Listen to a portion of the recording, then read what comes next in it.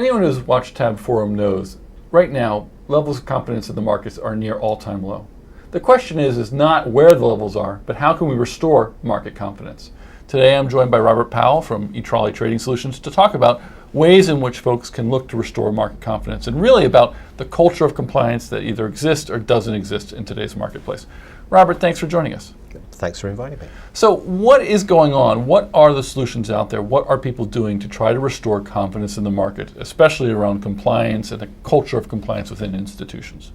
Well, I think there's a number of organizations that are looking at the possible use of technology in the space. There's a number of organizations that are looking at the use of training. I think that's been going on for a long time, but they're really looking at whether they can leverage that training with the technology to see if they can enforce their compliance culture in the organization. When we talk about compliance culture, I mean, this is a really complicated and nuanced question. We were talking before about something like the LIBOR scandal that occurred. Mm-hmm. You know, everyone thinks that was a huge issue, that there were rules in place, when in actuality, there were no actual rules around how this was sort of constructed. So how can we establish compliance when there are no, rules? So this really goes to the heart of the topic. This is really, and LIBOR is a perfect example. LIBOR was set up a very long time ago. Everybody assumed there were a whole load of rules about how you put your bids in and how you put your rates in.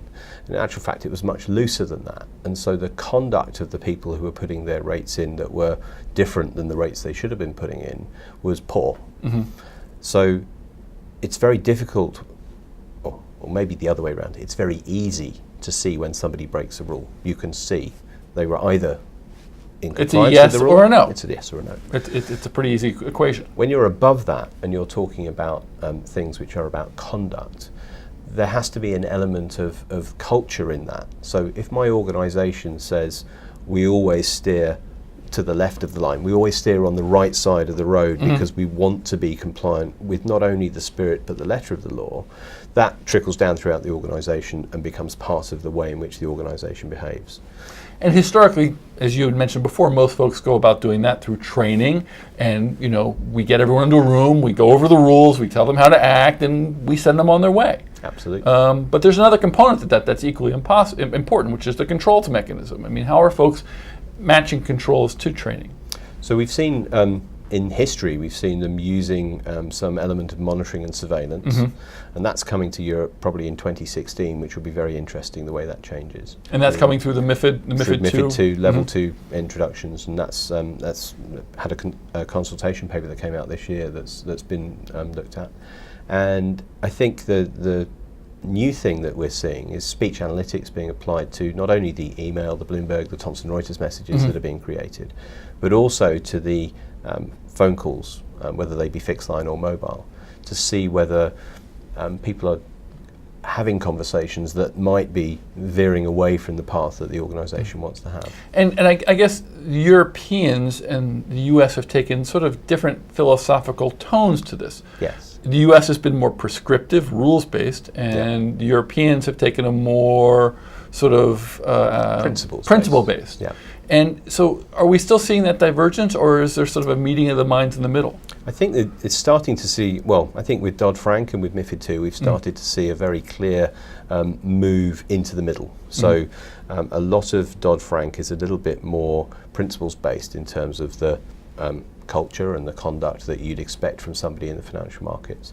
Whereas in Europe on MiFID 2, they're being a little bit more prescriptive about the way in which data must be retained and the way in which it must be monitored. So I think that's an interesting meeting in the middle, as you said.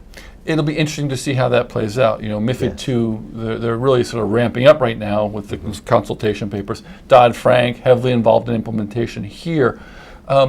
Where do you see this going? Do you see technology being the answer? Is technology a tool? Is it part of the answer, or is it really a false path that really isn't going to get us where we need to go? So I definitely don't think it's a false path. I think we've already seen some very good evidence for some organizations that are cutting edge using this technology in their organizations.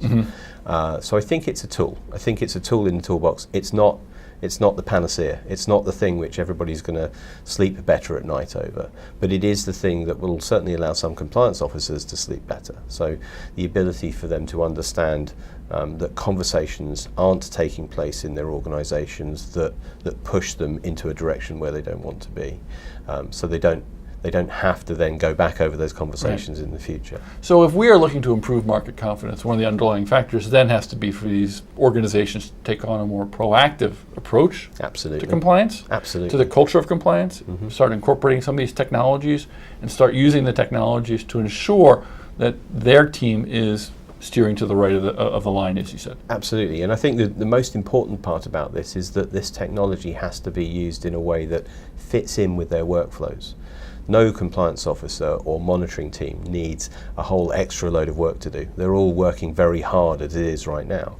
So really what they need is the ability to slide these things into their workflows. It's no good giving them something which is going to cause them to have to hire a huge number of extra people. There might be an extra burden in terms of the number of people involved, but actually it has to fit into the workflows. Yeah, that makes perfect sense, and especially as the markets become more and more complicated. I mean, the real challenge is that product defining, new product and entry at the market is far outstripping the capacity to create rules around every effort and every element. Absolutely. And so we do need to develop this sort of culture of compliance as an integral part of improving overall.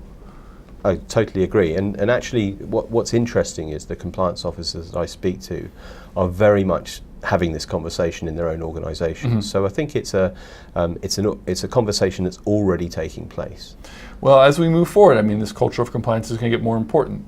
The real question becomes is, as we also move forward, are these conversations moving up to the C-suite and beyond? Robert, I want to thank you very much for joining us on TABB Forum today. Thank you for having me.